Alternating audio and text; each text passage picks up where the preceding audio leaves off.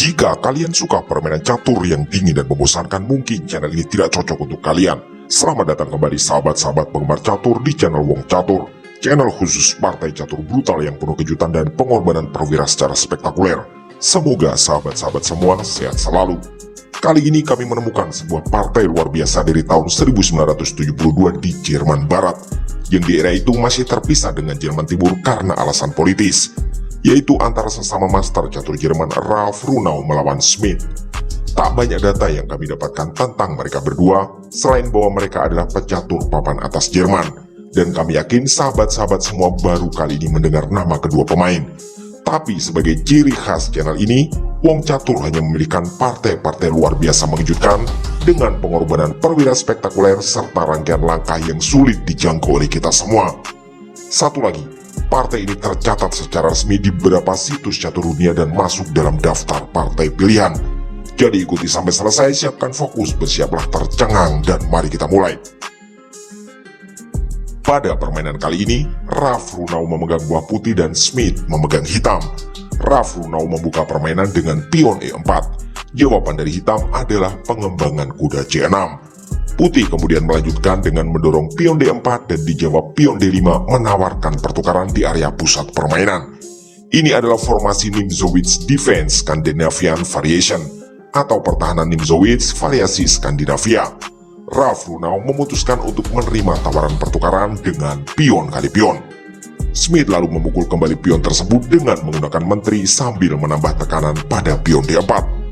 Putih mengembangkan kuda ke F3 sekaligus menambah pengawalan pada pionnya. Hitam kemudian meluncurkan gajah peta terang ke G4 mengepin kuda terhadap menteri. Putih memajukan gajah ke E2. Jawaban dari hitam di langkah kelima ini adalah melakukan rokade sayap menteri. Tentu saja langkah ini membuat tekanan pada pion D4 bertambah dengan menumpuknya benteng dan menteri hitam di lajur D. Ralf Runau tidak berusaha menambah penjagaan untuk pionnya dan memutuskan untuk berbalik menyerang dengan dorongan pion C4 mengancam menteri. Menteri hitam melarikan diri ke petak H5 sambil menambah kekuatan diagonal bagi gajah petak terangnya. Putih terus mendorong maju pion ke D5, kali ini menyerang kuda. Hitam mengambil inisiatif pertukaran perwira dengan gajah kali kuda F3 sambil mengancam pion G2. Sekilas hitam lebih unggul dan para perwiranya terlihat lebih aktif. Tapi menarik kita lihat lanjutan permainan yang nantinya kami pastikan akan membuat kita semua geleng-geleng kepala. Tentu saja putih belum bisa memukul kuda karena pion D5 masih terkena pin oleh benteng di D8 terhadap menteri. Oleh karena itu, putih lanjut dengan gajah kali gajah menyerang menteri. Schmidt mengambil tempo dengan menteri E5 skak. Putih menutup skak dengan gajah E3. Apakah sahabat-sahabat melihat sesuatu? Ya, benar. Pion putih di B2 sedang terancam menteri. Tapi langkah gajah E3 barusan justru adalah langkah terbaik menurut engine, karena gajah tersebut langsung mengarah ke pion A7 di jantung pertahanan hitam. Hitam langsung memanfaatkan dengan menteri kali pion B2 sambil tentu saja menyerang benteng. Di langkah ke-10, putih alias Ralf Runau melakukan rokade sayap raja. Ini artinya benteng putih di petak A1 memang sengaja dikorbankan. Apa manfaat pengorbanan ini? Mari kita teruskan. Hitam menerima pengorbanan menteri kali benteng, dan tentu saja secara kualitas perwira hitam unggul jauh. Tapi di titik ini, evolution bar menunjukkan justru putihlah yang unggul signifikan. Dan kita sampai di segmen kuis. Apa langkah yang akan diambil oleh putih di posisi ini? Yang jelas, ini adalah satu-satunya langkah yang benar agar keunggulan putih yang signifikan tetap terjaga. Selain itu, semua langkah apapun yang lain akan membuat peluang kembali berimbang atau justru hitam yang berbalik unggul. Seperti biasa, kami memberi tambahan waktu beberapa detik untuk sahabat semua menebak langkah jenius tersebut serta rangkaian lanjutannya. Atau pause video ini sejenak jika memang dirasa perlu.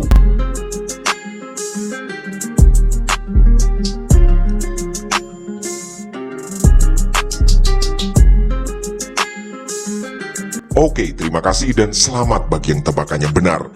Ini saatnya kita sama-sama menahan nafas dan mengencangkan sabuk pengaman. Karena langkah yang diambil oleh Ralf Runau adalah pion kali kuda C6. Ya benar, sahabat-sahabat semua tidak salah lihat. Sesaat setelah mengorbankan benteng, Raf Runau justru lanjut dengan menumbalkan menterinya. Di sini tak ada langkah apapun dari Hitam yang bisa membuatnya berbalik unggul. Di partai aslinya, Hitam pun menerima pengorbanan yaitu benteng kali menteri. Putih mengambil langkah lanjutan terbaik yaitu pion kali pion B7 skak. Jika menghindar ke lajur D, tentu Putih akan memukul benteng dan skak. Di partai aslinya, Raja Hitam bergeser ke B8. Tentu saja Putih lanjut dengan benteng kali benteng. Benteng Putih siap meluncur ke baris ke-8 dan kedua gajahnya menyasar jantung pertahanan Hitam. Tentu saja Hitam terlihat berada dalam bahaya. Smith memberi jawaban terbaik yaitu pion C6, memberi jalan evakuasi bagi raja sekaligus menutup sementara penjagaan gajah terhadap pion. Tapi Raf Runau terus menyerbu dengan gajah kali pion C6. Raja Hitam memanfaatkan situasi ini untuk lari ke petak C7. Putih lanjut dengan benteng D7 skak. Setelah tadi mengorbankan benteng dan menteri, kini Raf Runau mengorbankan lagi gajahnya di C6. Di posisi ini, tak ada lagi langkah penyelamatan yang bisa dilakukan oleh Hitam. Hanya ada dua pilihan langkah bagi Raja Hitam. Pilihan pertama, Raja bergeser ke B8. Maka Putih akan lanjut dengan benteng D8 skak. Raja Hitam terpaksa kembali ke C7. Putih akan mendorong pion promosi menteri. Hanya ada satu jalan bagi Raja Hitam yaitu memukul gajah di C7. Dan Putih akan menutup dengan menteri C8 skakmat. Di langkah aslinya, mungkin karena tak bisa lagi selamat, Hitam memilih kemungkinan kedua, yaitu Raja Kali Gajah. Dan Raf Runau mendapat kesempatan untuk meluncurkan langkah pamungkas yang begitu cantik, yaitu mendorong pion promosi kuda, dan itu adalah skakmat. Benar-benar rangkaian langkah luar biasa cantik dari Raf Runau, di mana di langkah ke-10 tadi mengorbankan benteng, kemudian langsung diikuti dengan pengorbanan menteri. Dan seakan korban 2 perwira belum cukup, 4 langkah kemudian dia mengorbankan pula gajahnya.